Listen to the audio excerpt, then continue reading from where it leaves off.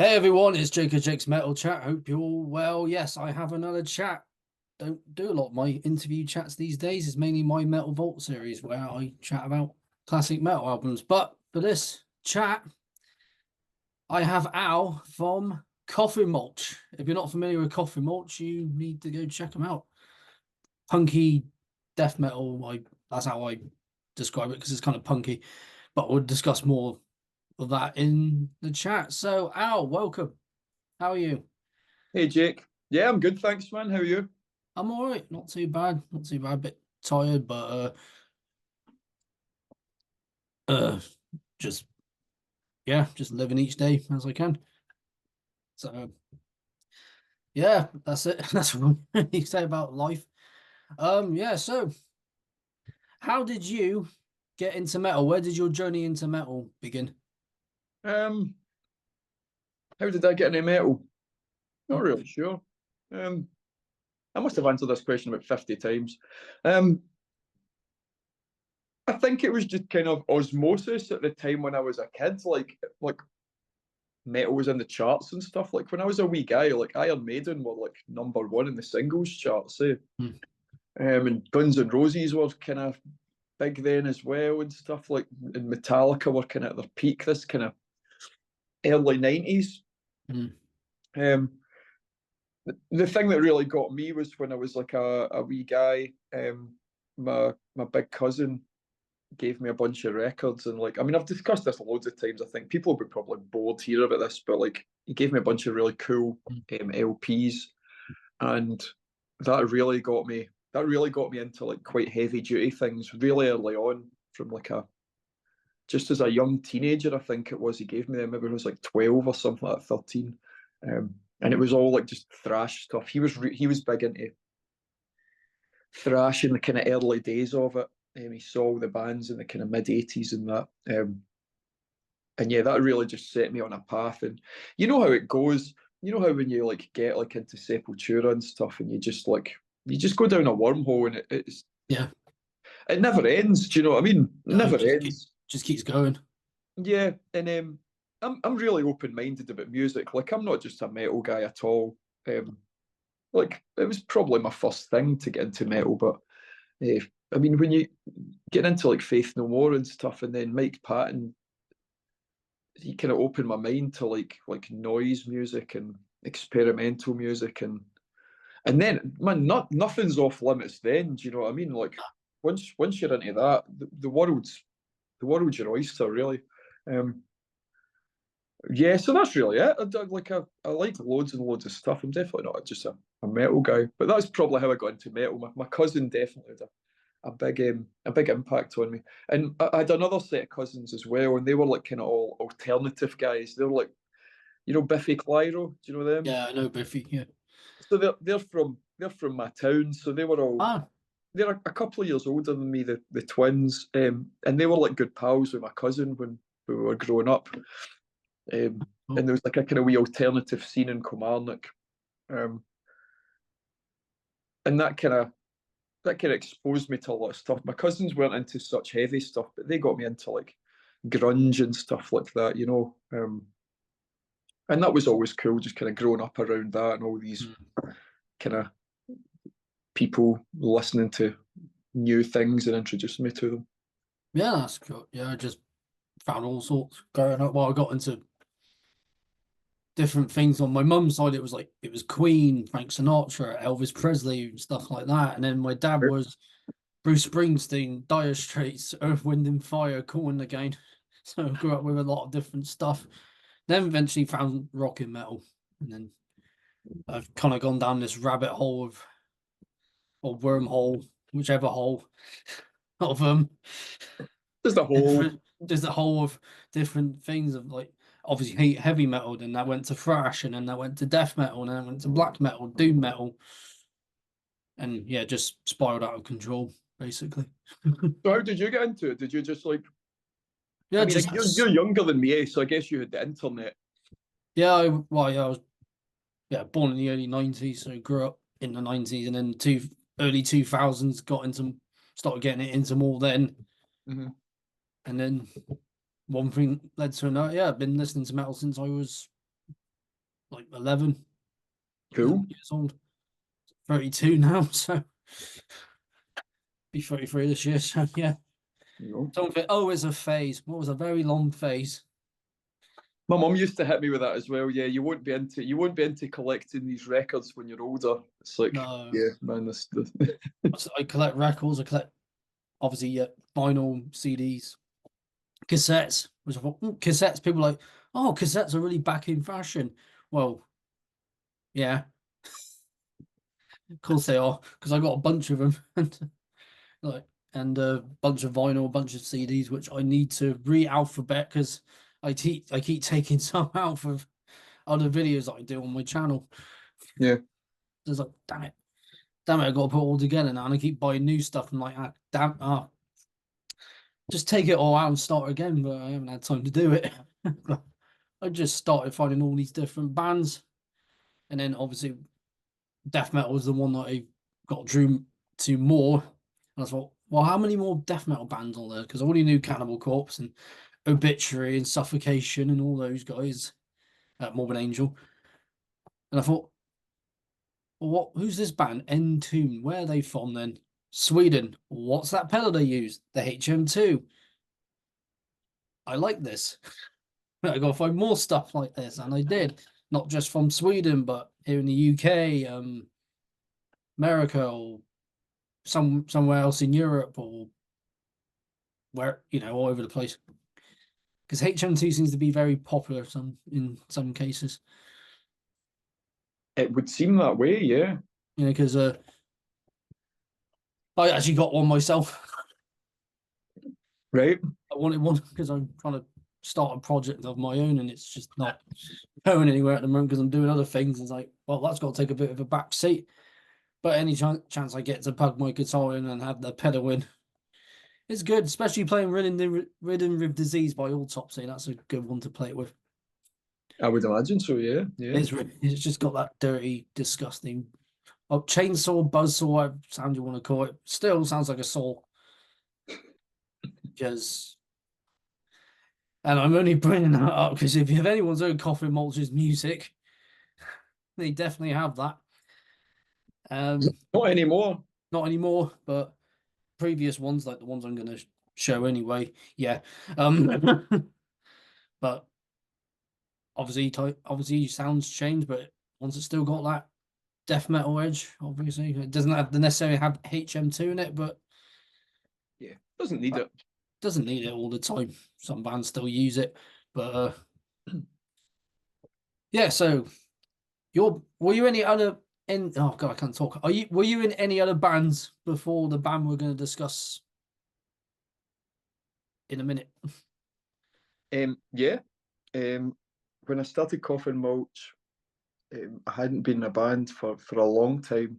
I did a bunch of kind of experimental stuff before. I was in a band called Seppuku, Yeah, previously known as Tetsuo, before.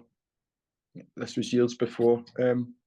We played a bunch of gigs. We played with White House and stuff like that. We played some cool stuff. mm. It was a bit silly. It was always just me and anyone else. We didn't really have any songs. It was always improvised. Yeah, Sometimes it was like kind of grindcore. Sometimes it was kind of death metal, kind of doom metal a lot of the time. Sometimes we played an electronic set. Or, I mean, it started off. It was just a boy on drums and me screaming and kind of fighting in the crowd. It was always like very aggressive. We would set up in the crowd, and we'd often play like just for like maybe 30 seconds and just like wreck the joint, get banned from the venue, and then fucking never returns. You know what I mean? yeah, I mean, at the time, I thought that was cool. Like I look back on it now, and I think, see, if I saw a band like that now, I'd be annoyed. yeah. Which is probably what everyone thought when they saw us back then. But I mean, like when you're in your early 20s, you just want to go around to battering people and causing a riot. And that's kind of what we did. But we've released a few records. Like, we've got a few 7 inches out, and we did an album. I still think some of them hold up. Like there's a split 7 inch, you can probably still get it. with a band called Necrocum, which is an unfortunate fucking name for their That's band. an unfortunate name to have. Yeah, they weren't very good actually. But our side of it is minted. Like that's one of the best things I ever did. That's cool. We've also got it's actually a band I've just got copies of just now. I did a black metal band years and years ago called Nocturnal Slaughter. Nice. And it was very much just like a really, really raw black metal. It was just like a kind of mixture of like kind of Dark Throne esque black metal. And I mean good Dark Throne, not the fucking new shit they're doing about hiking, Nah, whatever it is. more Um, like Transylvania Hunger, Blazing the Northern Sky, aye, Funeral Moon. That. yeah, Transylvanian Hunger mixed with like oi. Do you know what I mean? Just like really, really ignorant fucking kind of music. Mm. Um, we did like a we did like an EP. We recorded a bunch of stuff and never really got much done. And then we'd recorded a bunch of kind of synthy kind of things, like kind of dungeon synth as well. It was Yeah. just past year or so we started recording again. Me, the other guy who was in the band, my pal Matt.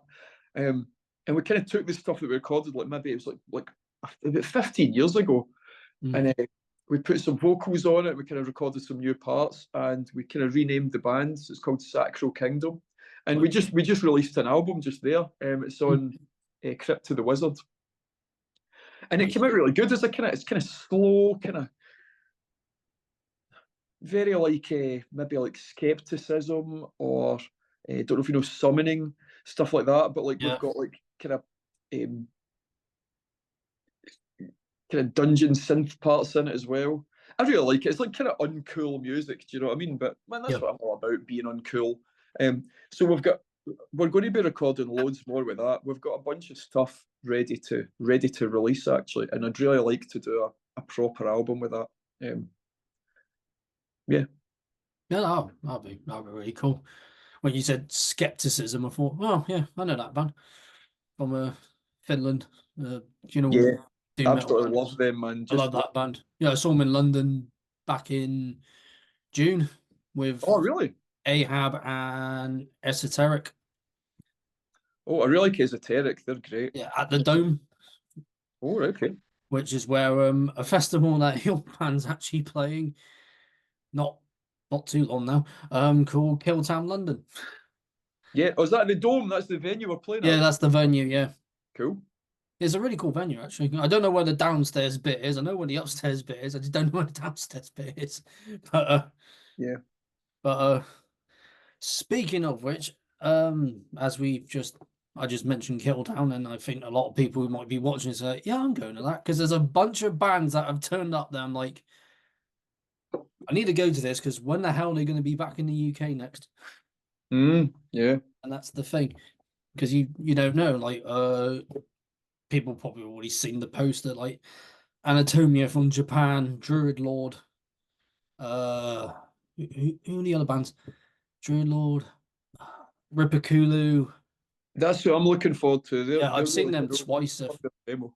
They're incredible live. Mm-hmm. God, I got the set lists on my phone, but I can't be bothered to look right now. But oh, I might do. Cancer, because Cancer, I think they're based in Yeah, Spain now. Cancer they're playing. Yeah. All right, yeah, because oh yeah, Thursday. So we got Concrete Winds from Finland. Slime Lord, who still haven't got around to seeing live for whatever stupid reason I have. Killing Addiction as the other one, Don't know them. as a Florida death metal band, quite quite technical. Mortem from Peru, They're amazing. yeah, they're really good band. Yeah, their first record is like fucking minted. Love that. Really looking forward to seeing it. Yeah, and who else we got? Saturday, Crit Worm from Bristol, dirty cavernous death metal. There's a Yeah, bunch of great other guys. bands, like Anatomia, like I said, Cancer. Else Mortuary Spawn, you guys, of course, and Left Cross, which if I remember correctly, it's the drummer who's in Antichrist Siege Machine. If you've heard them, Yeah. yeah, I think it's the drummer slash vocalist. All right, okay. I believe it's him. I had to double check that. My brains all over the place at the moment. But saw that lineup. I thought it's like I know Killtown because that's in Denmark. But then I think it's the same organisers, and they're doing it here in not here in Bristol. I mean, there's nowhere we can really do it. Well, we could, um, but I think the dome's better because these days, like, if you got the two separate days, like for the Saturday, you got like the upstairs and the downstairs. Saturday, Thursday, Friday is just one's downstairs, one's upstairs, but they'll make it work definitely. Hope so. No, it's a cool little venue. I mean, you get in there, you got the bar on your left, and you got the stage straight in front of you. Bands usually set up, merch on the right. Like I said, don't know where the downstairs bit is. I will, but we'll figure that out on the day because I think you guys are on the downstairs stage. I think Yeah, when I looked at the lineup, we're on the small stage with the scumbag stage. the scumbag stage. Well, there you go. We're the scumbags. Scumbags all the way from Scotland. Yeah, that's it. Yeah. And I've been to because I looked on Metallum. It says Coffin Mulch, Glasgow, Scotland, which I have been to Glasgow. It says Glasgow anyway. I mean, And we're not actually from Glasgow, but it's just a convenient thing to say, really. I don't know if you're near Glasgow or Kind of like two of our members are from Glasgow. okay. I'm Kilmarnock, which is about I mean, it's 20 minutes away. And Rick, Okay. our bass player's from Stirling. So we Uh, just say uh, Glasgow because we play all our gigs in Glasgow. We meet uh, up in Glasgow. Do you know what I mean? Like, yeah, just say you're from Glasgow, a lot easier. it makes sense, yeah. Yeah, because my mate's girlfriend, she's from, and I don't know if I'm saying this right, Bowness. Bonus, right? Okay, yeah. Yeah, she's from there. It's more, That's more near Edinburgh, yeah, yeah. which I've been to as well. I've been to Stirling. Yeah, but I'm going to Scotland next year for what is it? Death of Winterfest.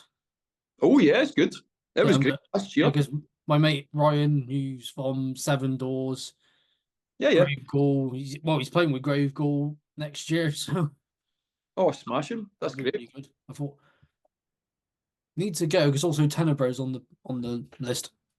Mm-hmm. Italian horror themed death metal. That's the best way I can describe it. Mainly Italian horror because they are Italian themselves. So a lot of Argento, Fulci, all those guys basically. Yeah, not enough people write songs based on Italian horror films, eh? Not really. I'm joking. But, well, there are those. There are, there's bands that sing about horror in general, like Mortician, for example.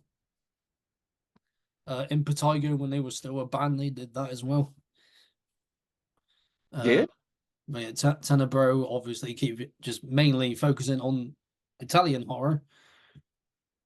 Because there might be people like, I don't know any of these films. I don't know any of these things. It's like, well, well, I can recommend a few films. Few. yeah, I love that kind of stuff. I'm big into it. I used to run a film website back years ago, that sold kind of like cult cinema and stuff like that. Nice. It's still going, Strange Vice. Like, if you're into like kind of underground Euro horror and stuff like that, like Yeah. obscure shit from the 60s, 70s, 80s, then it's pretty much the best place on the internet to get stuff. Yeah, I love I'm that not stuff. involved anymore with it, but we used to do all the fairs and stuff like that. I used to like trade in film posters and stuff like that because that's what I was Cool. into. But yeah, everyone in the fucking world's into Italian horror these days. Eh? It's like the It's new thing to brilliant. be into. Yeah, it's just because I got into Italian horror when I was like in my mid late teens, basically. So Yeah, started finding all these films. I thought, well, what's The House by the Cemetery? Let's watch this. This is really cool.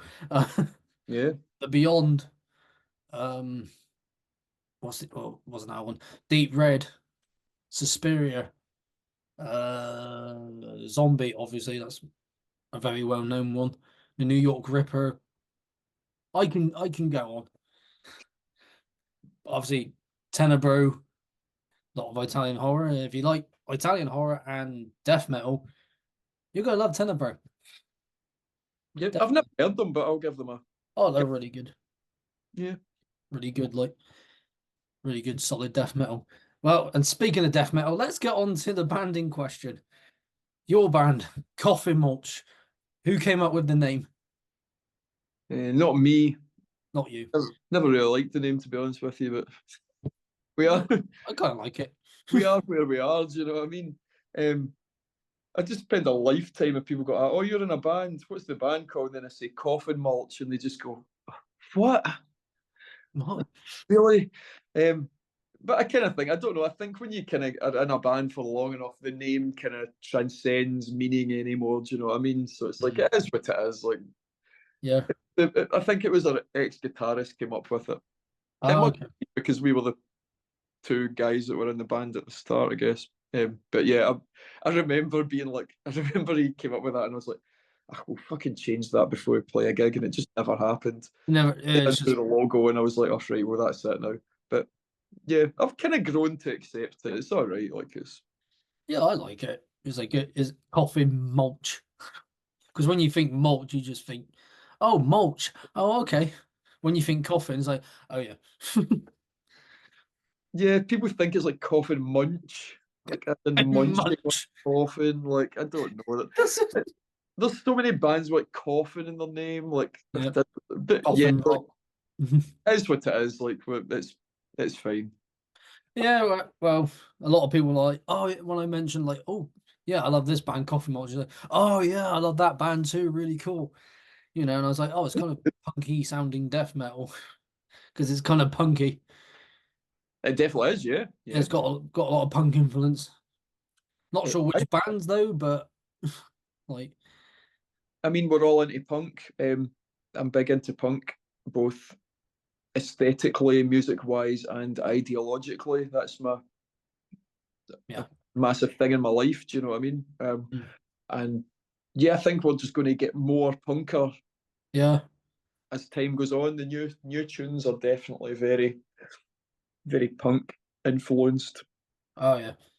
Mhm. Yeah, because I still listen to some punk now and then. Obviously, one band I do love, I probably seen more times than any other one, is Discharge.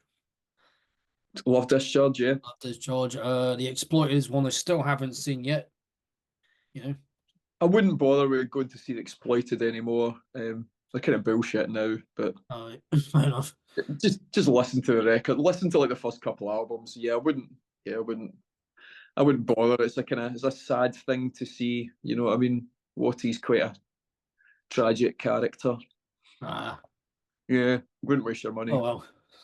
But they did play Bristol. I can't remember how many years back now, but didn't go to see them in the end. I think a friend of mine did. Yeah, I've seen them a few times. It's generally been quite a sad experience, man. I wouldn't. Yeah, Okay. so go and see a proper punk band. Yeah, well, yeah, Discharge, obviously my main favorite. Yeah. Gonna be seeing these guys at a festival I go to called Beer Mageddon at GBH. Saw GBH actually last year.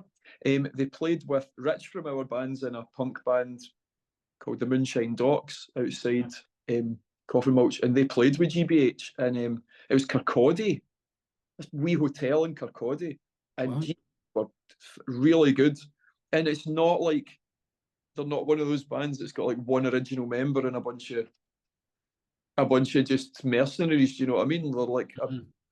pretty solid lineup of not entirely original members, but I think two of them are from like City Baby era. Mm. Could be wrong. Pretty sure it's I definitely two, won't know. maybe three. But yeah, they were minted, and they did like yeah all the tunes off the first couple of albums, and that was it. It was really really good. Oh, that's cool. Yeah, Yeah, because when I was at Beer Mageddon this year, the last band on that night was Lawnmower Death. I know they're not punk, but thrash. they're a good laugh. Like yeah, No, they're good. They're good live. They make you laugh, and they got like stupid song titles like Egg Sandwich and I can't remember the other ones, but I remember when I heard that one I saw in 2018 it down. I was like, this next one's called Egg Sandwich. I thought that is the most British thing ever. Yeah, yeah. I mean, I see that kind of like humorous thrash. Like you've got, Humor thrash. I don't know what to yeah, call it. it's like you're looking at like America and like their thrash bands are like certainly in the early days like fucking Slayer and Swear, yeah. Metallica. Do you know what I mean? Like, Metallica, yeah, like like Metallica were thrash. aye, and then you got you go to like Germany and it's all these like total brutal bands like playing this kind of lo-fi like You total like Creator, Sodom, Destruction. yeah. And then you go to Britain and it's like a bunch of people wearing Bermuda shorts, like fucking doing songs about Ray Reardon. Do you know what I mean? It's just like, man, why is Britain so shit at everything? Like, come on. I'm from here and I know what you mean. You know. But in saying that, like the first Lawnmower Death album is pretty good. I Yeah. like early Acid Rain is good. Like if they didn't have the stupid humor, it would be fucking ace. Yeah, Um, like yeah, I know what you mean. I know what you mean. but yeah, like whatever. I mean, I you're like going the to song Satan's be Trampoline. Armageddon. Do you know what I mean? It's Yeah. not going to be something like massively serious, eh? No, sorry, I just talked over when I said I like Satan's Trampoline. Because yeah, Yeah, because Beer Mageddon, yeah. I've been going there since 2015 because my my girlfriend at that time, she said, "Oh, do you want to go to it?" I thought, well, because originally I was going to go to Reading Festival just for the day, just to see Gojira, and that was it because they were playing. But then I think I made the better choice in the end because I I go didn't. to Because Armageddon instead. yeah, Imogen's great. I think you guys would go down well, definitely. Um, Yes, because a band with two straight edge people in yeah, it. there's quite a few people there that go to a straight edge. I can't pick them out because everyone's just already like, yeah, get there and just get drunk, and it's like, oh, okay. Yeah, Because they had who did they have? They did have a Scottish. They had a few Scottish bands at Birmingham, and one of them was Bloodyard. right. Don't know them. Um, see what I can think of at the moment. I can't remember else they had, but they get bands from all over, here in the UK or Wales or Scotland or Ireland. Sometimes in Europe, because they had last year they had the German thrash metal band Godslave. They're really good. But yeah, they get bands from all over the place if Jim can afford to bring them over. All depends on cost nowadays. But if you can get the bands, brilliant. I'm surprised he got GBH because the vocalist from Lommer just like, "What? I'm here to announce the next band for next year, GBH." And I was like, "How did he get GBH? And also, how the hell did he get discharged last year? Because he got discharged last year." I think these bands will, to be honest with you, I think these bands will like give them 500 quid, they'll play. That's Well, just it. they're excellent bands as well. Yeah, Because obviously I listen to a lot of death metal and thrash and doom and black metal. And sometimes when I'm not listening to that, I'm listening to folk music because I like folk music. Just cool. something a bit more chilled out.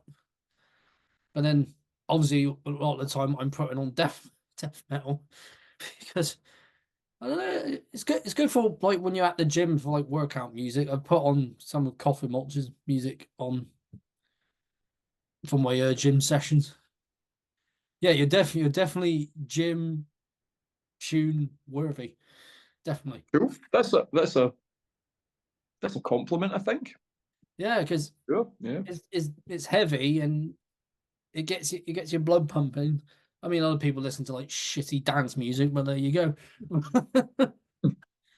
But definitely metal music go for gym punk music.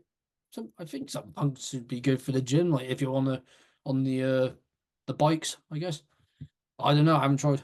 Give a go. Yeah. Well, so yeah, let's talk about Coffin Mulch. So you formed in 2018, is that right? Think so. Yeah. Yeah, it says 2018 on the time. I always go on the time and say, oh, 2018. First demo, literally called Coffin Mulch from 2019, which is 3 songs. which I haven't heard that because the first thing I ever heard, because I got into you guys, yeah, 2021, so 3 years ago, was this Cool. Septic Funeral. And I thought, okay, so because I saw this and I thought, okay, who is this band? Let's check him out. And I think the first song I heard, and I believe it was the first one, was Onwards to Death, Mm. which is a good song. And there you guys on the back. Do you know what this bit reminds me of? The back of Napalm Death's Home Enslavement to Obliteration, where they all got the individual picture. That's the idea. Yeah, that's what I thought it was. Was that intentional? Yes. It's Okay. if you look at it carefully, it's a mixture of From Enslavement to Obliteration and Altars of Madness. Of course, yeah, because Altars of Man they do that as well. Look at the side, even the side is written in exactly the same font and the catalogue numbers placed exactly the same bit. I'm very, very fucking Cool. like design and stuff like that. Yeah, it's exactly a mixture of the two of them, and it came about because it was like my ex girlfriend took those photos and the picture the kind of pose I'm doing on that, like it was in the middle of just playing a practice, and I was like, man, I'm doing the same pose as like kind of look like Lee Dorian in the back of From Enslavement. And I was like, man, I can do something with that. Yeah, Yeah, that they're was. like, yeah, looking at Lee Dorian on the back of From Enslavement to Obliteration. Yeah, He's kind of got that on it. yeah, You know, he's like it's he's the same. doing that, and you can. He's Yeah, got his eyes closed and everything, but he's cupping the mic with both hands. You're just doing it with one. yeah, there you go. But yeah, those two. I mean, those two records are two of my favourite ever albums. So it's like, yeah, man, everything I was doing then was just a rip off of something that had been done better before. I just thought I asked if that was intentional, but now I know. Totally intentional, yeah. And I like the CD. The CD's really yellow and black. I can't remember where the CD was ripped off of, but I think it was maybe Beneath the Remains by Sepultura. I wouldn't know. I got on vinyl, but I haven't got on CD. And it's got all this in it. Well, you know where that comes from, right? All this. Yeah, I think I do, but tell me anyway. it's Venom. Venom, of course. Home taping is killing music, so is Venom. Of course. Yeah, see, I'm just revealing how like I've not got one original thought in my fucking Yeah, body. it's just paying homage to all these other bands. Yeah, It's cool because it shows like your influences and all that. yeah. I mean, you should just go and listen to Venom, Napalm Death, and Morbid Angel. Don't bother with Coffin Mulch. No point. No point. Oh, there's the artwork. And who did this? There's a guy called Adam Butt. You might know him from. He did Gatecreeper. He did. Yep. God, he's done tons of stuff, like tons of. He did Uncle Acid and the Deadbeats. Um, I've known him for years. Actually released his band's first album like 15 years ago, and he'd done a bunch of artwork for me when he was kind of still unknown. Um, I can't remember why he owed me one for something, and he did that artwork for free.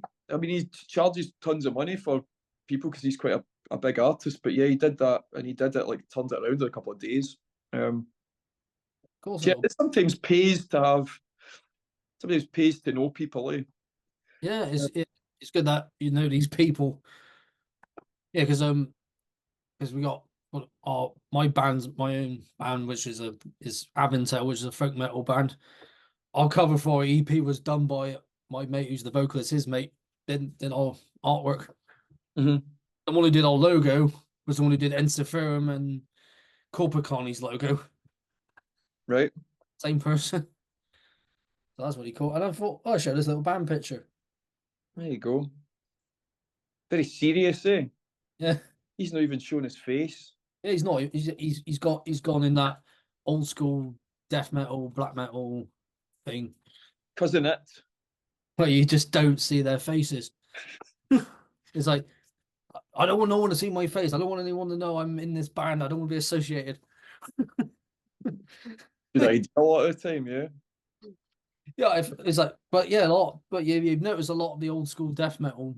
bands, they usually have like hair and face, and they're in some abandoned building or little alleyway or a cemetery, which is very, very common thing to do when you're in a death metal band. Go to a cemetery. Well, I mean, you can get your photos taken in like Morrison's car park, I suppose, but a cemetery looks cooler, eh? Yeah, a death metal band getting pictured in Morrison's car park or Asda car park here in Bristol, in a place called Bedminster. That would be funny. It's like, oh, what? There's a band. It's like, oh, where did you get that photo done? Asda car park. Yeah, maybe that should be the thing. Yeah, just Like get your this. Okay. all go to Marks and Spencers and get your band photo taken in the chilled food aisle. It's like, okay, then I'm just gonna go into Asda and get my pizza. Yeah, there you go. You know? Yeah, because Start that. You can do that in your band. You start that off. yeah, I should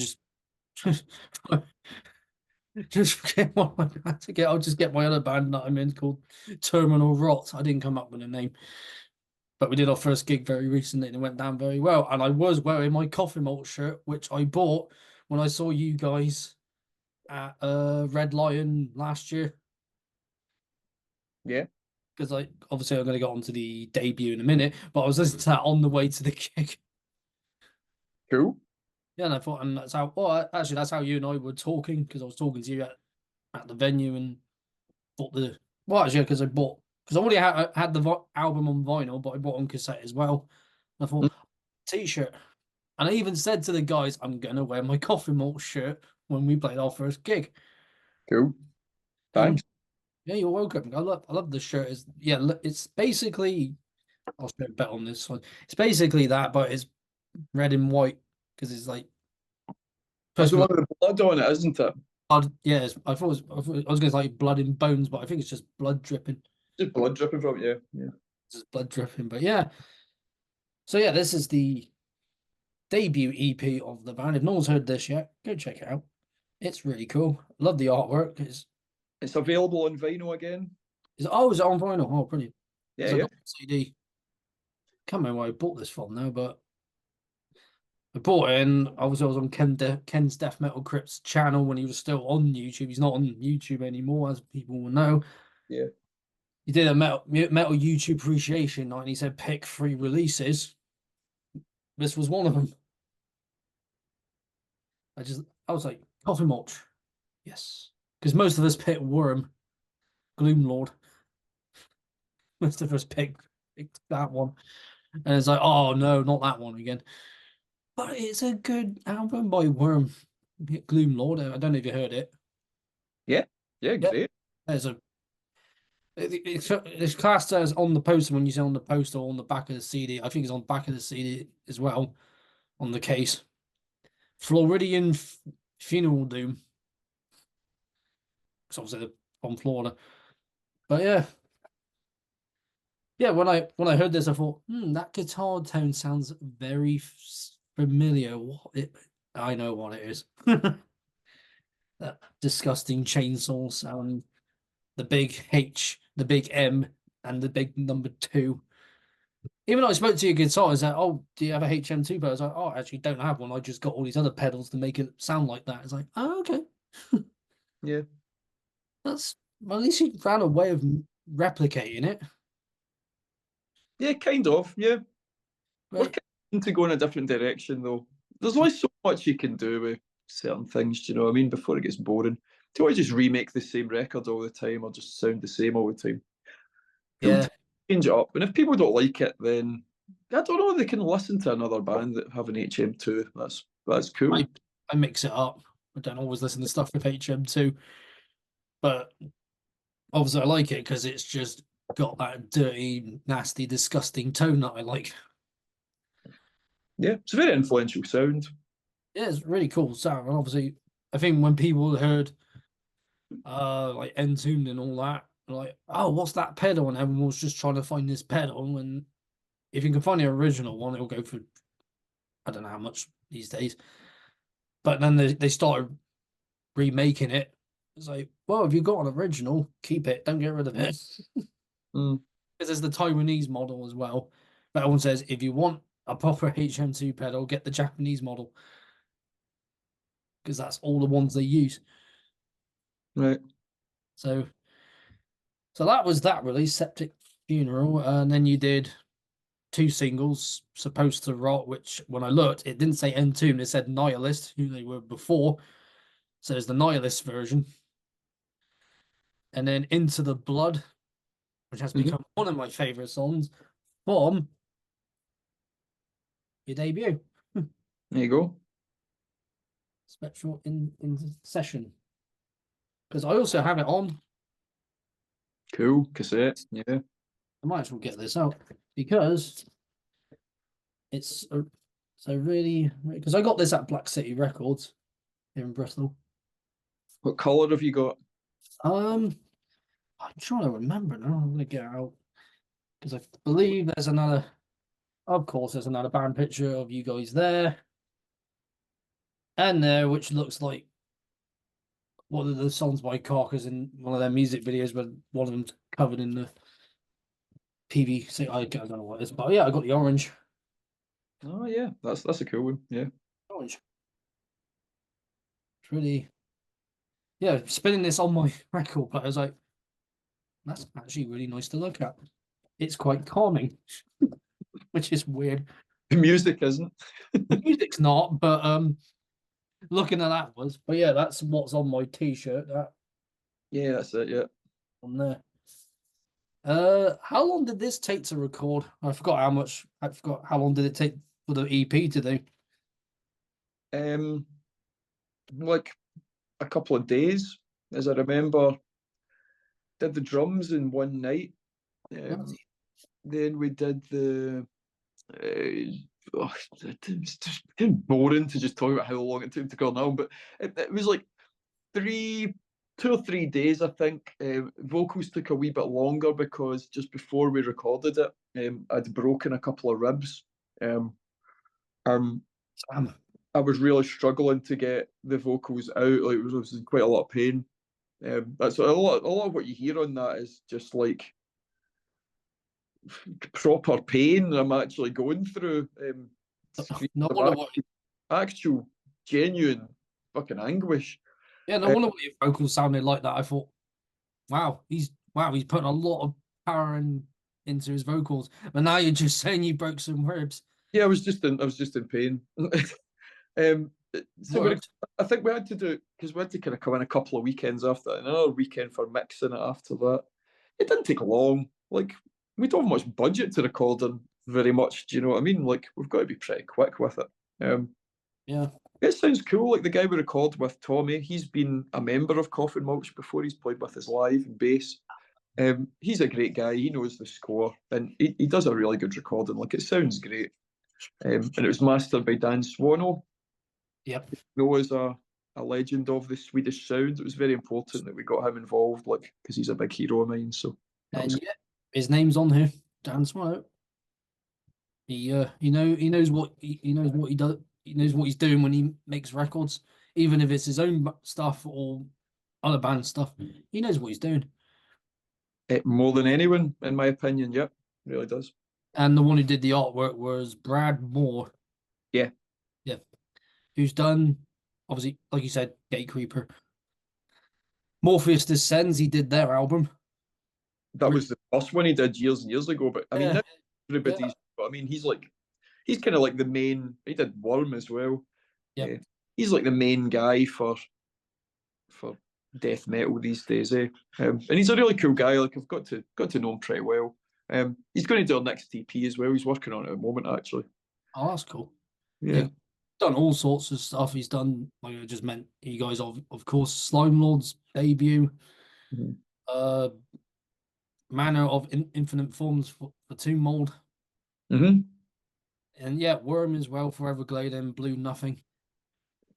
Yeah, countless different bands. Yeah, he's a really cool guy. He knows the score. Yeah, because obviously, yeah, you look at that and you like, I'll look back on that album by Morpheus Descends, like, because some things sort of scream out like Morpheus Descends a little bit in some bits. I don't know what bits, but like certain bits, I don't know. But but it's very, very funky artwork. Yeah, and it's meant to be like kind of light and dark. Like if you take the gatefold, if you open up the Yeah, gatefold, like just it's about to do that. Look. a piece. And then the inside's done by our friend Wes Brown. He's a great artist. I like the idea of like the kind of contrast and like colourful and then black and white on the inside. And he's done a bunch of stuff. He did Into the Blood EP artwork as well. Oh yeah, yeah. Oh, yeah, that's really cool as well. Oh, yeah, Yeah, but if you do this, it continues, yeah, which is really cool. Yeah, and also if you look at the tape, if no one's got the tape and the case just came off, that's great. It's like this. yeah. So that's Wes doing both of them. Yeah, Yeah, it's literally on the tape, which is really cool. And yeah. of course, I like how that came out.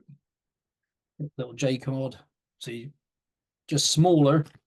But still, I thought, well, I've got on vinyl. I can't seem to find the CD anywhere, but there's a cassette. I've still got copies of the CD if you want one. Got like 5 left, I think. Oh, yeah, yeah. Just so I can feel like, yeah, I got them all free formats. Yeah. Yeah, I don't know. Like, I like how the artwork's not really like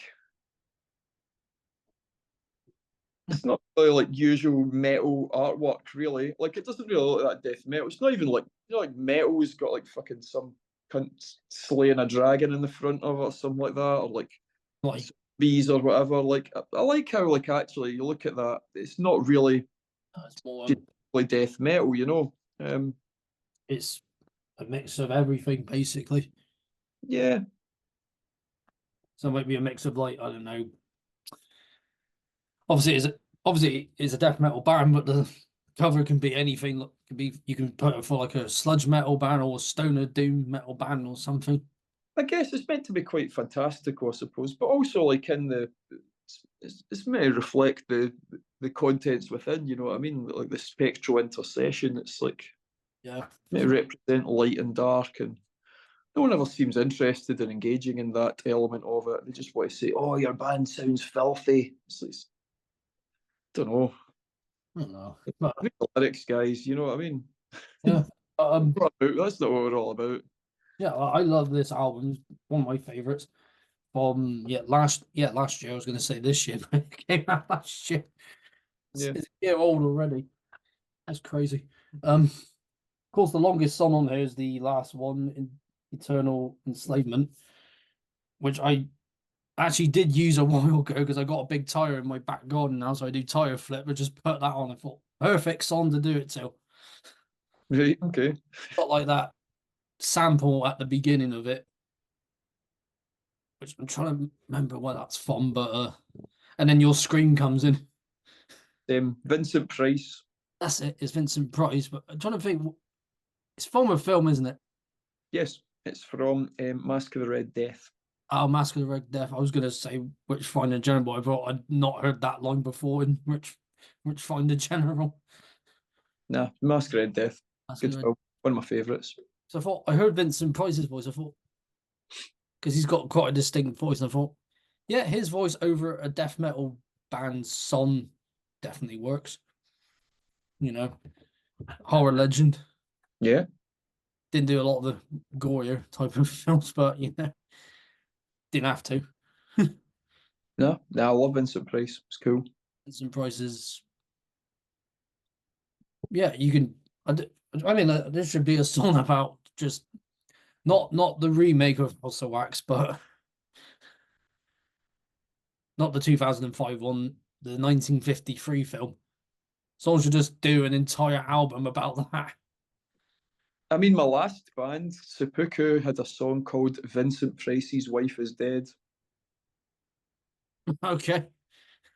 He's had so many films where his wife died and he was just Yeah. like, And of course, every character yeah, that wife dies. you Like, would get married to Vincent Price. You know you're going to die. Don't yeah, bother. especially if your character is the wife of the character he's playing. Yeah, you're doomed. You're doomed from the beginning. You're literally doomed. It's like because there's one film where I can't remember what it's from, but his wife just I think I've seen the film anyway. His wife comes back from the dead and literally just chases him around the castle or something. I can't remember which one it is now. But I think it was just someone playing a prank on him in the film in the end. Yeah. So that's the plot of many Vincent Price films, but I mean, yeah. House of Wax, that's my favourite. Yeah, it's Belter. Yeah. That one. Because it's got a performance from a young Charles Bronson. Oh yes, it does. Yeah, Yeah. he plays Igor, the deaf mute. But he Yeah. wasn't going by Charles Bronson, he was going by his normal Charles Brzezinski, I think his last name was. But then he saw the name Bronson and changed it to Bronson and became a household name. But there you go. Yeah, everyone would just think, but he hasn't got the mustache. Well, no, not yet. Vince has got the mustache and the goatee in the film. I mean, yeah, he's rocking that. Only one mustache per film. One mustache per film, one goatee per film. Yeah. After that, just no. But yeah, it's like horror films and death metal. They all seem to be the ones that go well together. Do you think? Yeah, definitely. I mean, similar themes. Because People are into them. People are into death metal or into horror films, I guess. yeah, because Yeah, they fit a lot together. of bands, a lot of bands that just obviously like, oh yeah, metal fans love horror films. It's like death metal horror, just put it together, do like put some samples in, going back to Mortician. They put a lot of samples in from a lot of horror films because obviously Will's a massive horror fan. Too many, you could say. Yeah, too many. He's like they put too many films in. Like Dawn of the Dead or Zombie Apocalypse. Yeah, You know, don't name every fucking sample from yeah, Mortician from literally here on too out. many. I can name like a few, but then I could keep going on. Yeah, yeah. He's like not lit. Mortician are a great band. I like them, but I mean, I remember seeing Mortician live like 20 years ago. And Seen fuck them. me, it was like Oh yeah, they came over. Yeah, it was just like it was ridiculous because between songs they were still playing these samples, and they were just standing there. Like it was so boring because they're playing the samples and they're just standing there like kind of trying to push their muscles out to look like more muscular. They're just standing there while these samples played for ages in the background. And it's like 5 minutes of a sample, and then it's like, and that's it. And it's like, boys, you don't have to play all these samples. Like I've paid 15 quid for this ticket. I would like at least £10 worth of value from this. yeah. Um, They always play the sample. but like, yeah, I don't know. It's kind of weird since Mortician are now like a kind of like Mortician used to be a kind of band that like people thought were kind of shit, but found them kind of funny, eh? Um, and now like I don't know since that guy on YouTube who like don't know can't remember the guy's name. He like said he proclaimed them to be the heaviest band in the entire world ever, and now like Mortician are like serious business. Like Mortician are like the classic death metal bands. I'm like, I mean, like I like them, right? But Yeah, I like. they're very stupid. And there's no need for like you've got a 40-minute long album with like 37 minutes worth of samples on it. Like fucking hell. And then half of the Uh, song like a minute and a half or 2 minutes, or one's like 11 seconds or something. But A sample should be used sparingly, man. You yeah, not don't on every single song. no, not at all. Like it's just it should be used to enhance a song, not to just Enhance it, yes. aye. And I still love Mortician. I mean, They're it's not, good. Yeah, I mean it's not I my like coat. them, but they are fucking stupid. And like anyone who takes them really seriously and talks about how they're like some like man, that they're not a classic band. They're not the heaviest band in the world. That like that's pretty unintentional, I think. Mm. Like I say, for years people just like kind of found them kind of funny. I don't know. It I was think just it's kind of post fucking. I don't know if it's like the post-truth world or whatever. Like, since there's just like a generation of people who've just grown up in the internet. Do you know what I mean? Like, I mean, Mortician are essentially a meme at this stage, you know. But wouldn't um, surprise me. I don't know. Like, I see a bunch of stuff that people used to find like ridiculous and just funny. It's now been like taken really seriously, and don't know. I don't understand it. I don't take a lot of it seriously, but those who do are like, okay, get a grip. But Yeah, it's I think some people take a lot of things a bit too seriously. like, The death metal is quite a silly genre, maybe. Don't know. I don't take death metal like ultra seriously, you know. I love it because it's just great music, you know. Yeah, it can be. Yeah, Yeah, there's some bands that might be a bit questionable, but people take the wrong things seriously because, like, yeah, I mean, I'm saying this, like, I think there's a lot of stuff we do is very serious, and like, I think there's maybe not enough.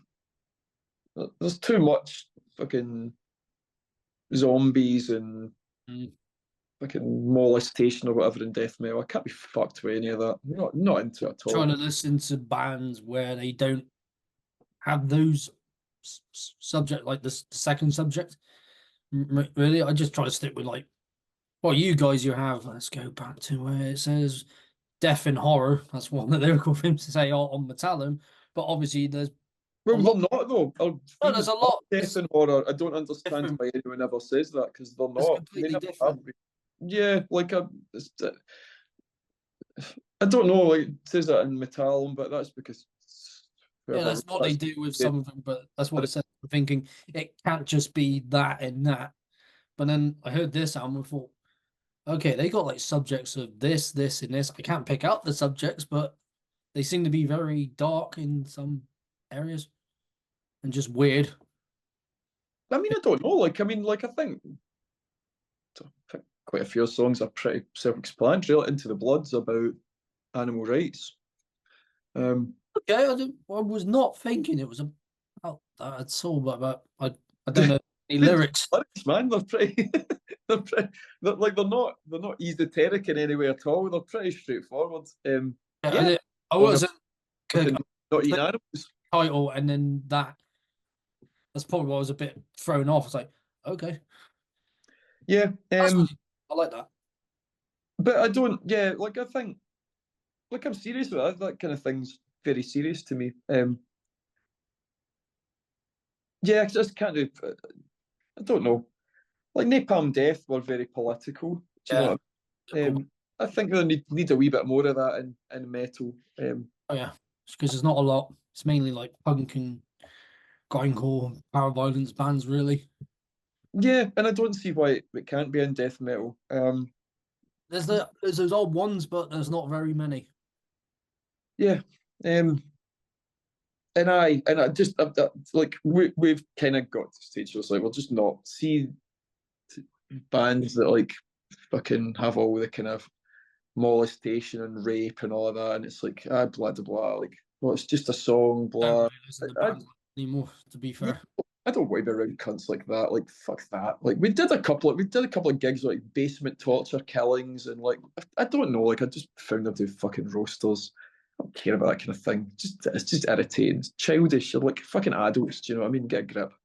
Um, yeah, I know where you're coming from. yeah. So I'm not like we tend to play with a lot of punk bands, to be honest with you. I Yeah, like to play because with people on our level. Like, to get back to the gig that I saw you guys finally at, because obviously I didn't get to see you again this year because I was off to the Netherlands because you played Bristol again recently. that's a shame because that was a great gig. That was a big one. I was looking forward to seeing you guys again, having another chat Uh, with you. it was really good. It was quite a big venue and stuff. It was one of the best gigs on the tour actually. Which venue was it again? The Exchange, Changed because it was meant to be Crofters Rights, but it got changed. mm. Yeah, Which was good because it would have sold out. Like loads of people wouldn't have got in if it had been at the Crofters, right? So it was good that it actually worked out well. yeah, it's quite a small venue, Crofters Rights, Yeah. because you probably played that mix of small venues and slightly bigger venues. What do you prefer the most? Smaller ones, big ones? I don't mind. It depends on the crowd's into it. Like we're certainly like in the on the last tour we're starting to play like bigger venues. But we played like a couple of really wee ones and it was great. It just depends on the town. Mm. Um, like we play in Glasgow, like when we did our album launch gig in Glasgow after the last tour, we like sold out a 300 venue and it was one of the bigger ones in Glasgow. And it was great. That's cool. But we're also still like we still play gigs at like a practice space and have Mm. 100 people at it, and it's fucking smashing, you know. Yeah, Uh, aye, so like I don't, man, we'll play anywhere. Like if the gig demands it, we'll play it. Do you know what I mean? It's yeah, exactly. I mean, sounds, I don't care. yeah, because I saw it. Yeah, the Red Lion last year. That was the hottest gig ever. That That was was that, hot because it that was was quite hot, terrific. Yeah, quite hot that day. very. Very I've hot. never been so warm in my life. I nearly died. And yeah, I was just like, I'll be fine. I'm not fine. Yeah, You know, it was so uncomfortable. Like, and it was so sweaty and full of jumping about, and it was just that. Yeah, it was ridiculous. I mean, it was cool, but oh yeah, definitely. Yeah, because you play with punk bands there. Because every gig I've gone to there before seeing you guys there, because I hadn't been there for a while until that point, mhm. they're all punk bands and grindcore bands. Because I think one of the last bands I saw there, and I don't know if you're familiar with them, called Fuck the Facts. Yeah, Yeah, yeah, they played. They played there. they're good. They're a really good Like, band. Oh, yeah, got a couple of 7 inches by them. yeah, I know this band. Yeah, yeah, I saw them there. Who else did I see? No, I didn't see him. I didn't see him at that venue, but I've seen them live. Magurga Grind. I said that wrong, but Yeah, right. Yeah. it's it right. Repulsion. I saw it's a festival we had called Temples Fest, but it only happened 2014, 2015. Mm-hmm. But we had Doom, Repulsion, Balenfire, Goat Whore, Voivod, Great. Like, Nail. You know, yeah, Nails are playing Damnation this year, and I know you guys played last year. yeah, that was great fun. Yeah, because a friend of mine, she was there, and she was filming some bands for Instagram, and you guys paired out note on it. Cool. I was like, Yep. It was, I mean, a bit different from what we like. You're talking about playing the Crofters, right? So, or the Red Lion or whatever it was, but it was like, fine. yeah, like playing at Damnation, like the stage was bigger than most venues we've played. Like, it was Yeah, like a few thousand people watching us. Like, that was cool. yeah, yeah, because obviously Damnation used to be in Leeds, Hmm. moved to Manchester, and I thought, okay, I'll have a look at this venue, see what it was like, because I went not last year, I missed last year, year before that, because at the gates were playing all of Slaughter of the Soul in its entirety, which was really cool, I think. Yeah. I was going to go last year, but I don't think I could make it then. But I was like, when I saw you guys appear up for that gig or the tour you were doing, last year, I was like, Coffin Mulch in Bristol? Okay, where are they playing? The Lion, or just came up as the Lions. Like, Lion. Oh, the Red Lion. I know where that is. And Yeah, it's cool. I thought, yeah, I'll go see these guys because, like I said, I got into you at that point last year. It would have been 2 years since I've been into you guys.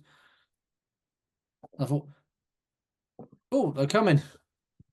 I don't have to try and travel somewhere else to another part of the UK and go see them. Lucky that you were playing my neck of the woods, so to speak. Yeah, there you go. And like you say, you play with a lot of punk bands. Is it mainly punk bands you just play with, or do you still play with metal bands? I'll play with whoever, you know what I mean? Like, as long as they're sound. Like I say, like, yeah, we play with anyone who's cool. But I think it's just like, I don't know, I don't just want to always play with death metal bands. It becomes boring. Like, if you're just playing with like the same style of music all the time, I hate going to a gig and just seeing like three bands that sound the same. Yeah, There's nothing plus. It's bland. I can't be bored with it. I went to see Monster Magnet last night and like just the band supporting were just like, I don't know, man. It was just like fucking, it's like three NPCs standing on the stage, just like doing like it. Just my friend was like, this seems like it was generated by AI. This fucking support band, like, ugh, especially when you put it in metal. It's like, I'm sorry. Like if it's AI artworks, like I'm sorry, no.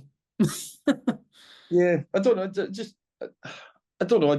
Man, I've got a low tolerance for boredom. I'm just so fucking bored. And it's the same. I like to see just seeing bands just doing the same thing over and over again. I You mean, know, I realise like I've just explained to you how we do a band that I just ripped off the artwork from various other bands, so I'm just as bad as the next guy. But yeah, I don't want to play with just nothing but death metal bands all the time. It's no, boring. it's And good there's to. like death metal bands to go around, and if everyone just plays together all the time, it becomes so staid and bland. So yeah, it's cool to just play with different bands and mix things up a bit. And also if you play different bands, you meet different people and you Yeah, someone who's not into death metal might get into it. So that's what it's all about for me. I think that's more yeah, important. Just yeah, just play with. crowds with the same people and the same bands all the time. It's Yeah, boring. yeah, like as the gig I played with my other band, Terminal Rot. Obviously, I would say we're thrashy death grind because it's very thrashy. It's death metal and it's grindcore, but yeah, the bands we play with, one of them was like a mixture of doom and punk called Dystopian Dread, and then there's another Bristol band on the bill, and it was the woman who I can't remember her name now.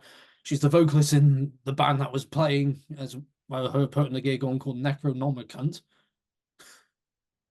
Right, great, I don't know, just go with it. And the two bands from the Czech Republic called Candor and Choked by Own Vomits. right. I've got a record by Choked by Own Vomits and Distro. Yeah, It's terrible. they were one of the bands that night. Well, as I thought, well, because I got into this band like yeah, like March this year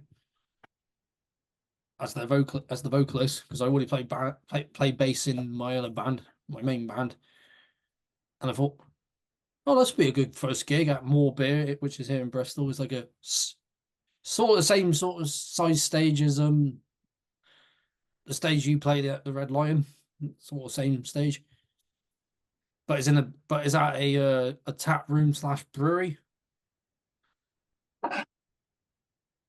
So like our backstage area it was just surrounded by kegs and stuff. Right. So I thought, oh, free beer. I I'm not theme. There's a beer related theme with a lot of the things you do here. uh not all of them. It's just I just so happen to go to places where there's a lot of beer. There you go. Yeah. But well, not all my bands are like lyrical themes are like well with Terminal Rot it's all different things. Living autopsy is about someone performing an autopsy on themselves in the front of a bunch of people. I didn't come up with the lyrics. That was the guitarist. Happens a lot. There's a lot. One's called Mass Extinction, where someone's pretty much locked themselves away. Has like uh, the best way I can describe that song is it's got the same sort of themes as 44 caliber brain surgery by Demolition Hammer, like someone with really bad OCD. Right. That's the best way to describe it. Um, what and then we got one song that's actually our own band name called Terminal Rot, and then Death Revival's about people coming back to life and then getting killed again. But it's rich people coming back to life and getting killed by those who are like, oh, we just pissed off the public, we're gonna die now, sort of thing. Like we were talking about lyrical themes and things. A rich tapestry being woven there, I feel. Yeah, it's just they only had like some songs written. I thought, okay, Yep. Yep. uh, I don't know what the thing's supposed to be until they're like, oh, this about this. Oh, okay, as long as it's not the like zombies and other things all the time. The typical things you would normally hear in brutal death metal. It's coming back to life and then getting killed again, not about zombies, no. Yeah, zombies. But yeah, well, yeah, zombies. But yeah, with the ones with zombies, is them coming back to life and feasting on the dead. You know, Yeah, it's very different. very different. But this is like, I don't know, like basically it's about like different things that have happened, like people, like I don't know, like the big. rich people or whatever doing nothing and stuff like that, and then new diseases being like new diseases coming around and all that and stuff like that. It's just all a bit muddled. But yeah, it's like okay, but yeah, I'm just but to get off all that, the gig went well, Cool. went really well. That's good. So I like I said, I do vocals in that band, and for one of our songs, I thought for Mass Extinction, I thought if anyone wants to do a circle pit, feel free. Well, no one did because obviously it was our first gig. I thought, yeah, let's get carried away. Just do it yourself. Just stand on the floor and run in a circle. See if you Yeah, enjoy. yeah, I should have just went like, Yeah. should have just done that, shouldn't I? But I don't know. It's just having fun at the end of the day, isn't it? Yeah, that's it. There you Playing in the bands. It can be stressful, don't get me wrong, but it can be fun at the same time. You know, because you're with people that you hang out with on I don't know how much of a basis, regular basis, or you know, and you write music together, you make these songs, and you play some good shows.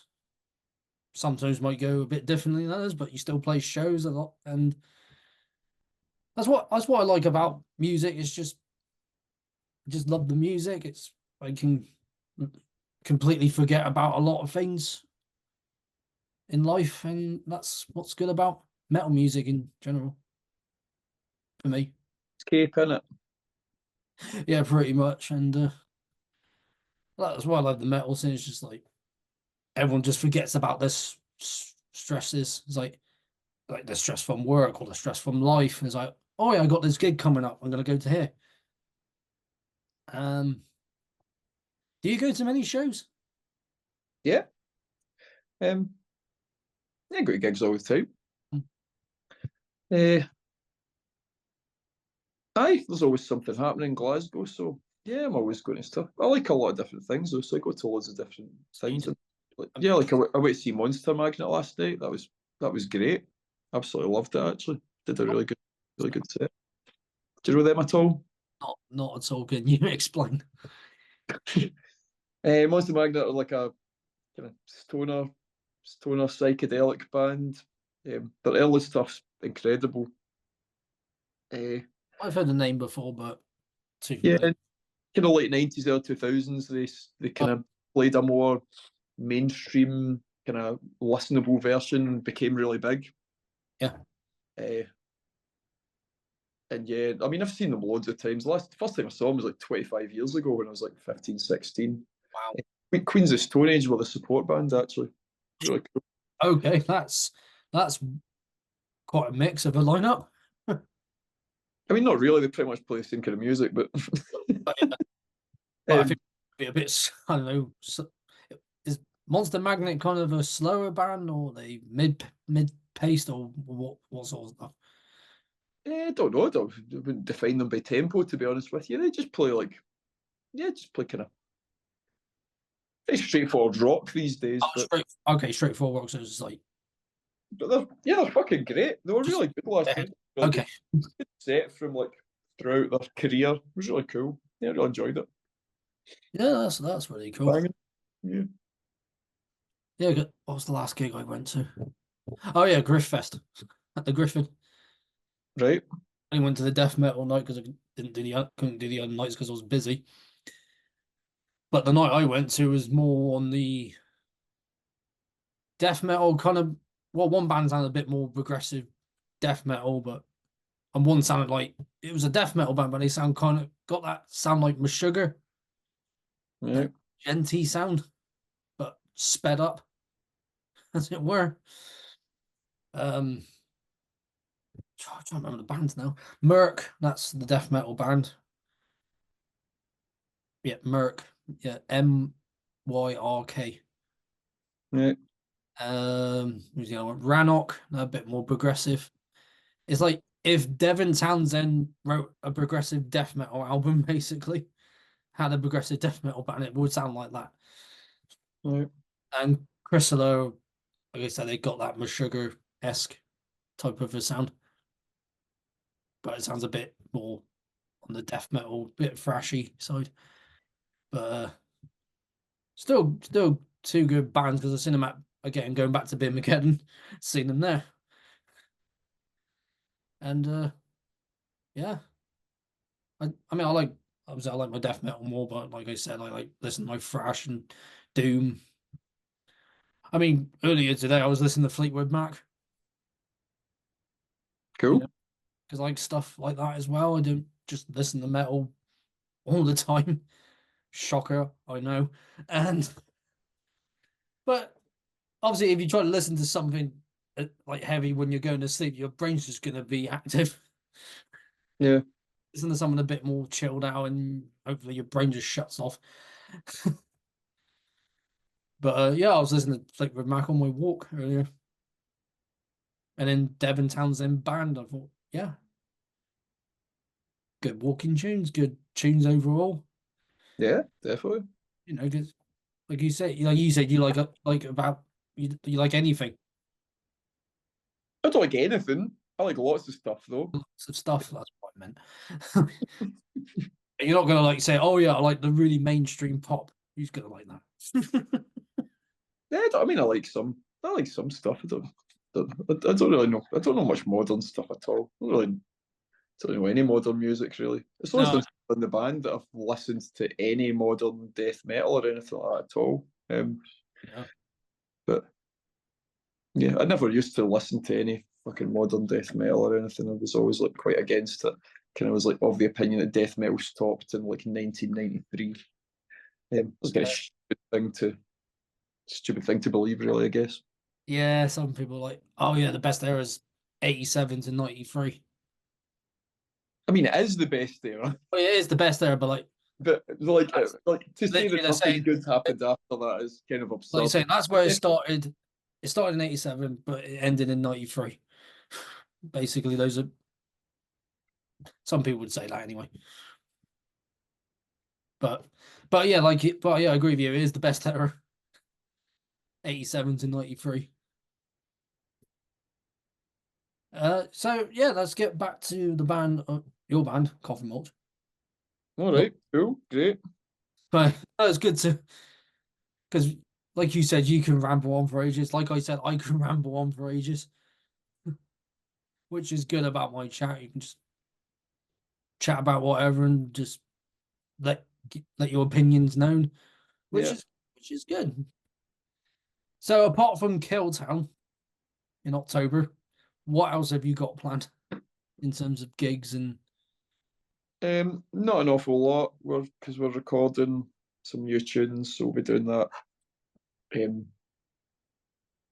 for the rest of the year, really. Still writing a couple of tunes. We've got a headline gig in Edinburgh. oh, that's cool. It'll be a really good one.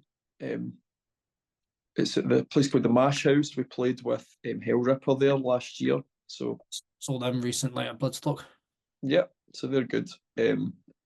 So yeah, we were the support band there last year, so now we're the headline band. We're playing with Scordatura, who are a great Scottish kind of brutal death metal band. I know Daryl and Owen. I know those guys. They're great.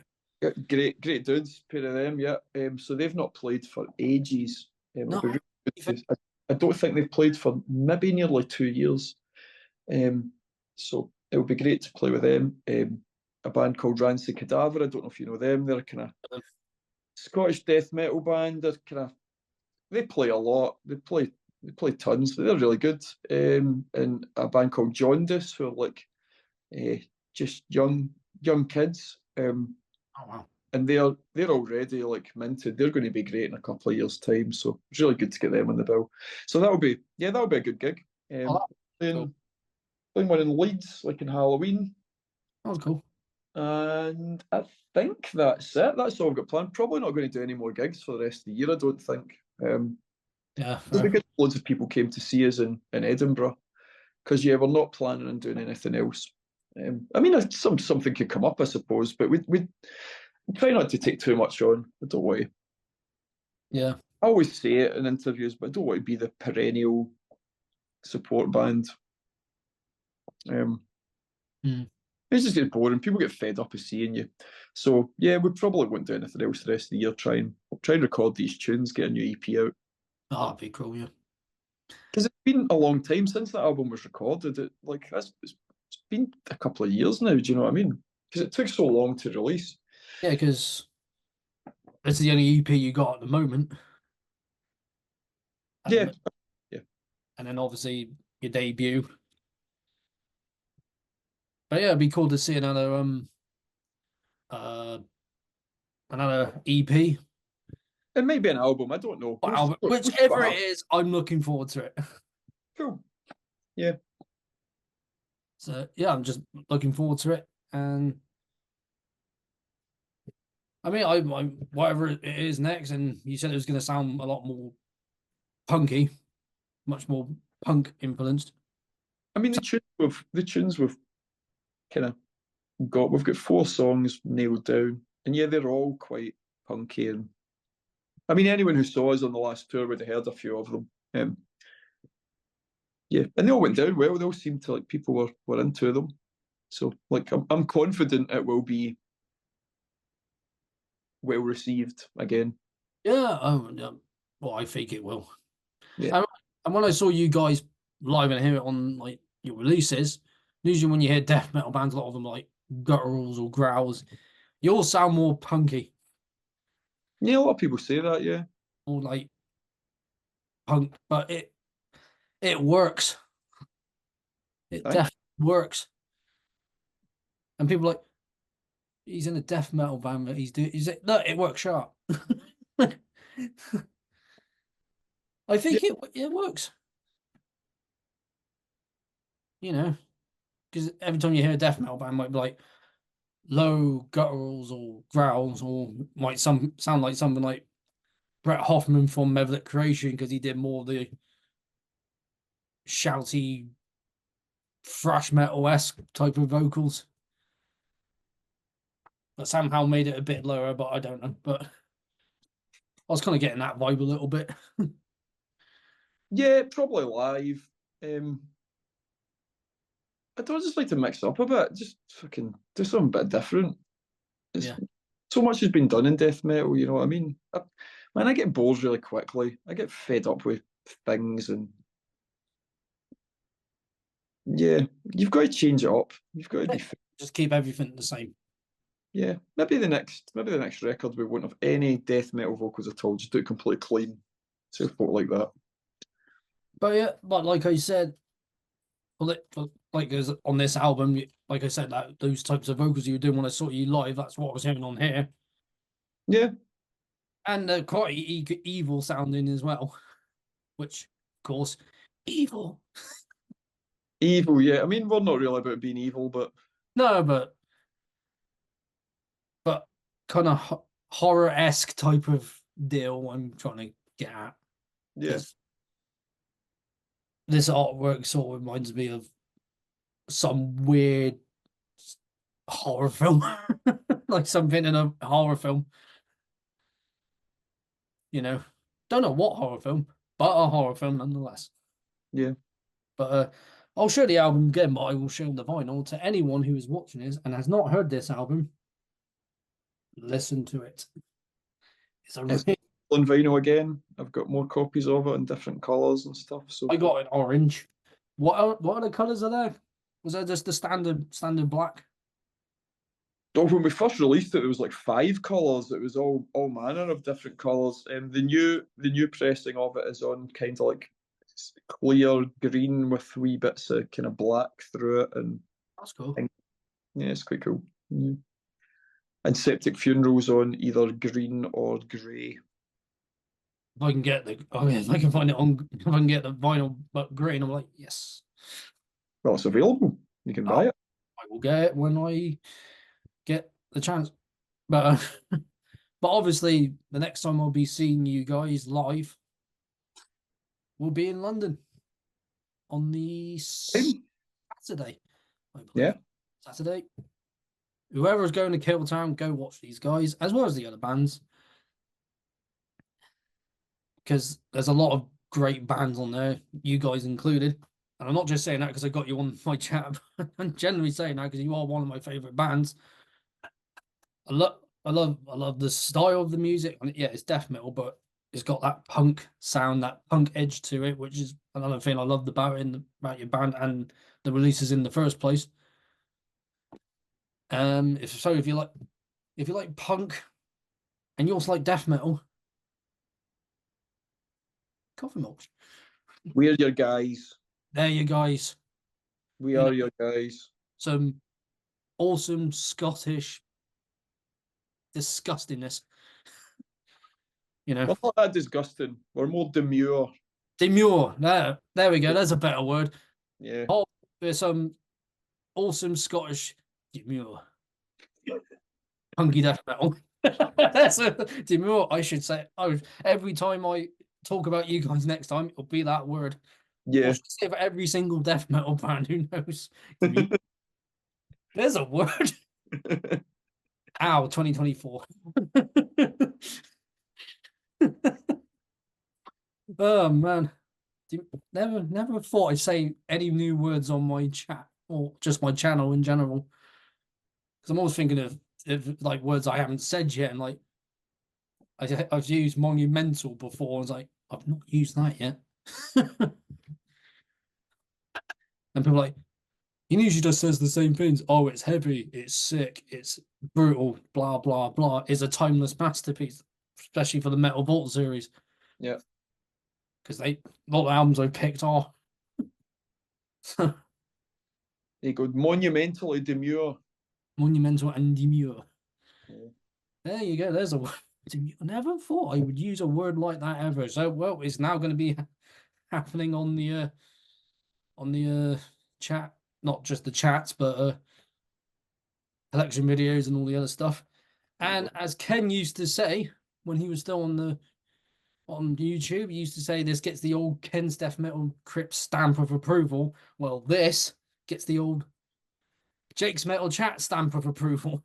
Yeah, too right. Thanks. It definitely does. That guy, he was cool, Ken. Yeah, really cool guy. I mean, he's Guy, not, you know what I mean? But it's a shame he stopped doing it because, like, I used yeah, to his uploads because he put like loads of like, he used to put stuff up that like I'd always heard about or but never knew even existed. You know what I mean? When I used to trade tapes and stuff, his collection's just crazy. He's got so much stuff. He really knew the score with death metal. yeah. Uh, He and he talks really well. Like I think a lot of YouTube guys are like just kind of rattle on or kind of boring, don't really know how to present properly. But he was like really like, man, he he was engaging, do you know what I mean? And he was like, yeah, he was kind of really good at it.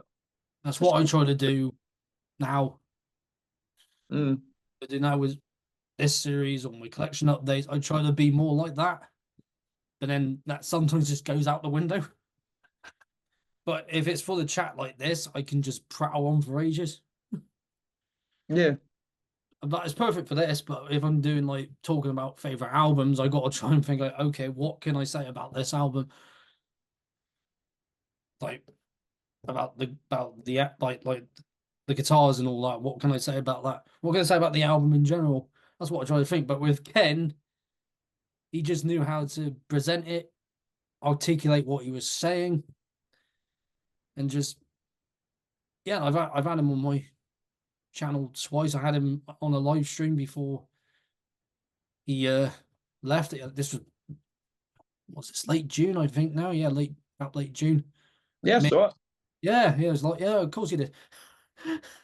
I think you popped up. I can't remember on my live chat. Quite a few people did. Mark G River C appeared.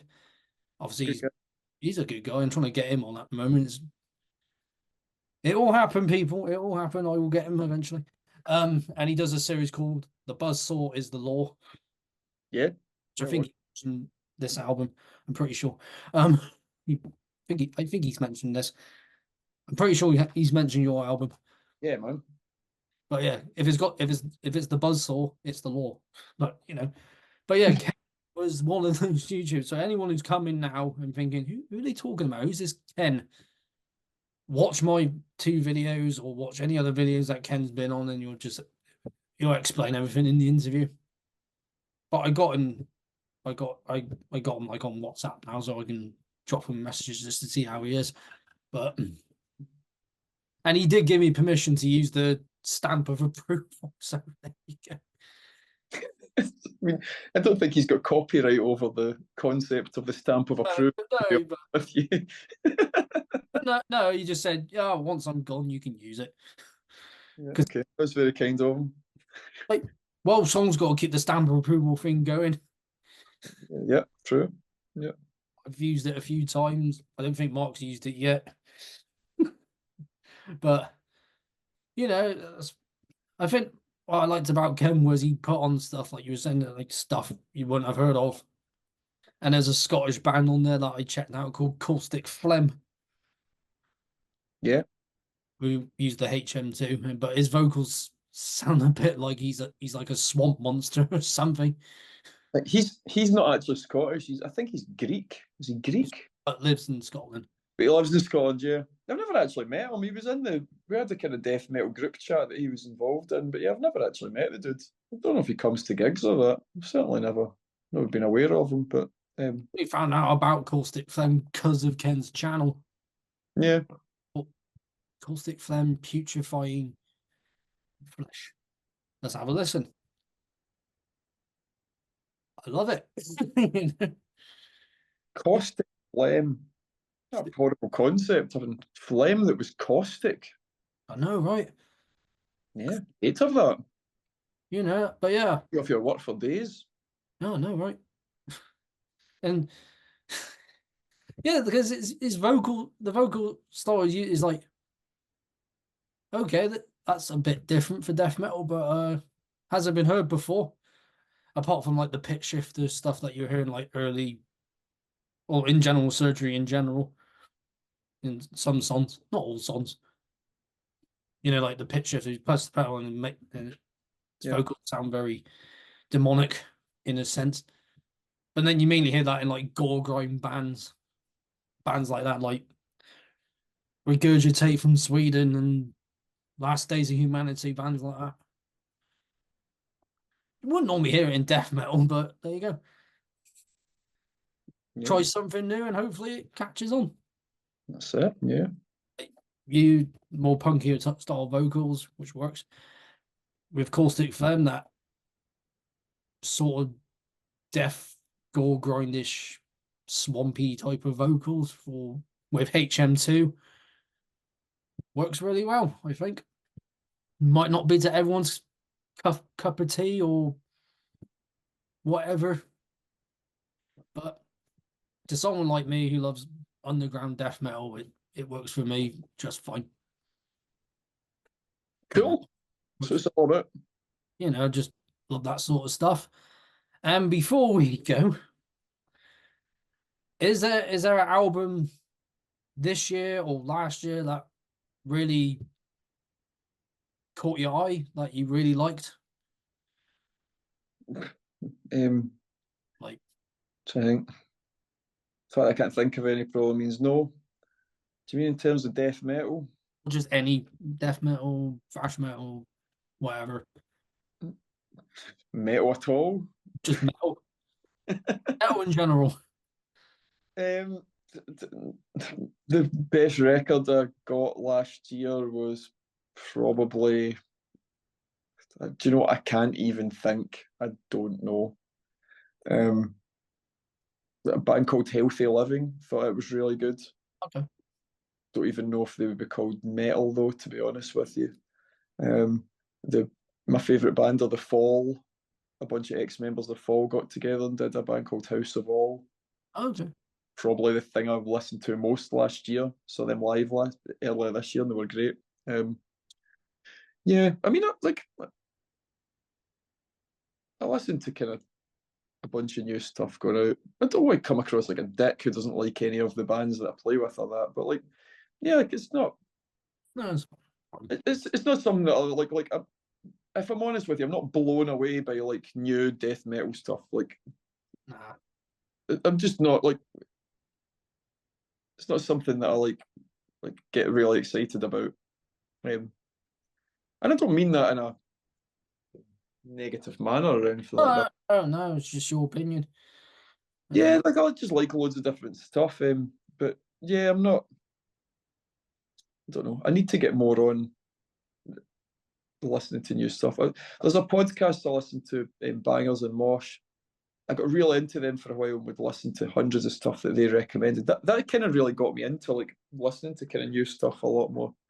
Yeah. I really like Worm. Worm were the one that their album Blue Nothing. That was maybe the was that from last year?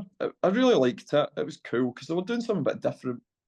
It's quite progressive and stuff. It kind of reminded me of what they were doing. I was really into that. Blue Nothing was 2022. Oh, was it? Okay, well, fuck. There you go. Fuck knows what was in 2023. I liked it as well. um, but yeah, don't know. Yeah. So I just like to say thank you for coming on. Oh, thank you. Appreciate it. Yeah.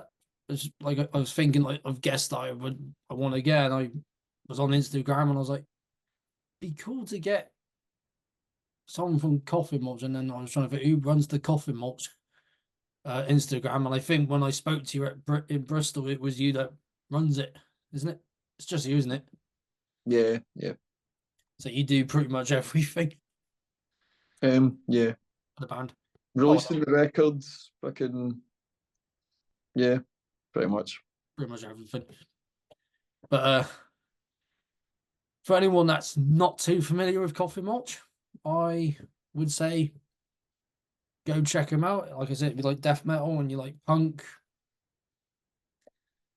you like obviously these two releases have that buzzsaw sound. Later releases won't as much, but if you They like may that, not. You'll have to wait and see. have to wait and see whenever that will be. Might not be this year, is it? Or is Don't it? know. You don't know yet. God knows. Depends.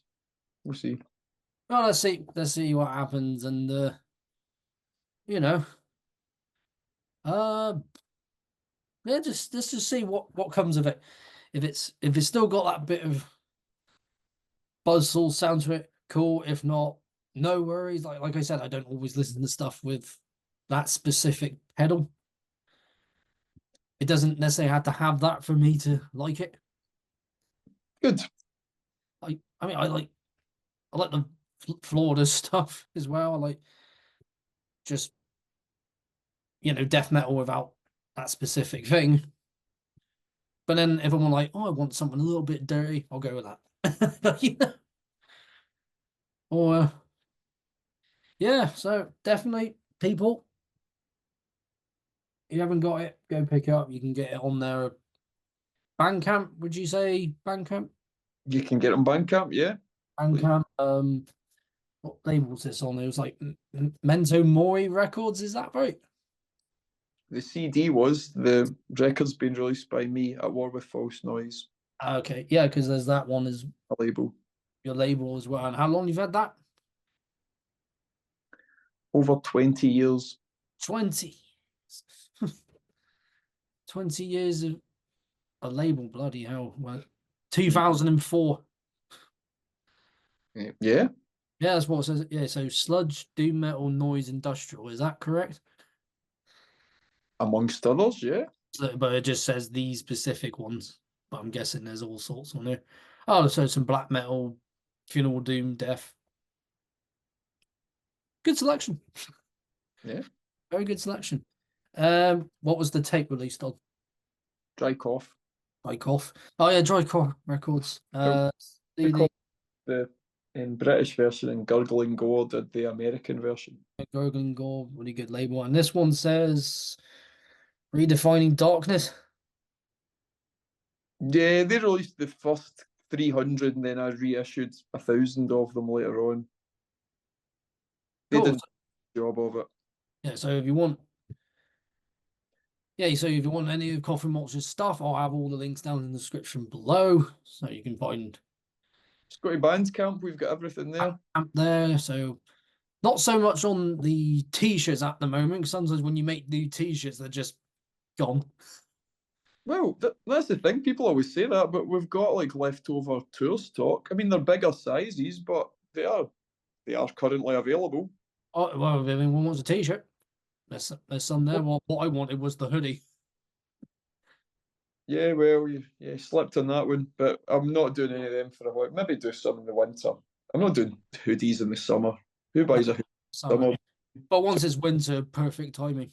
I Yeah, picking one up because I was meant to get one before and then just lost out. they do go quick. Like it's hard to gauge how much to do. You know what I mean? But yeah, they do tend to go pretty quickly. It just happens. Yeah, Comes at the end of the day. And obviously I'll have all the other links to where you can find them. So Instagram, Facebook. Yeah, Instagram, Facebook are like the only two social media platforms you use. yeah. If I ever get a TikTok, fucking kill me. No, not for death metal or anything like that. Yeah, No, obviously some people don't always buy records. Some people just use streaming sites.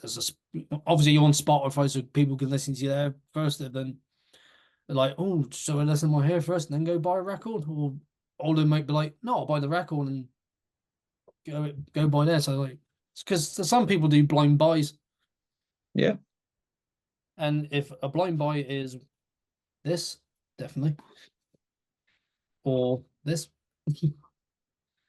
whatever. I mean, just what I'm saying is, people, before I rattle on anymore, listen to Coffin Mulch. That's what I'm saying. Because this whole interview could have been very short if you just said that and nothing else. and I said nothing else. Yeah, Yeah.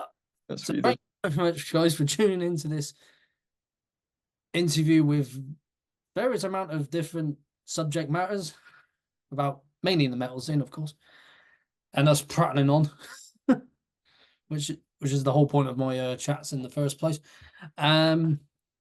Of course, keep up, like this video, share it around, comment down below about Coffin Mulch, your favorite release by Coffin Mulch, when you first saw him, how long you've been a fan of him, and most importantly, and I know I do this a lot, but don't forget to subscribe to keep up to date with everything that I'm doing. And be sure to check out Coffin Mulch on Instagram, Facebook. Get their stuff on Bandcamp, and so on and so forth. So I've been Jake's Metal Chat. This is out of Coffin Mulch. Be sure to check them out. If you are going to Killtown in London, be sure to check these guys out on the Saturday, the 19th of October, because it's from the 17th to the 19th of October, Killtown. And yeah, it'll be good to see a lot of people there because I will be there myself watching some death metal unless plans change, but I'm hoping my plans don't change so I can still go, even if it's just for the Saturday. But either way, I will be there with some long sleeve of a death metal band that's either playing or not. My jacket over there with a bunch of patches on. And yeah, because I love death metal. So thank you very much for tuning in.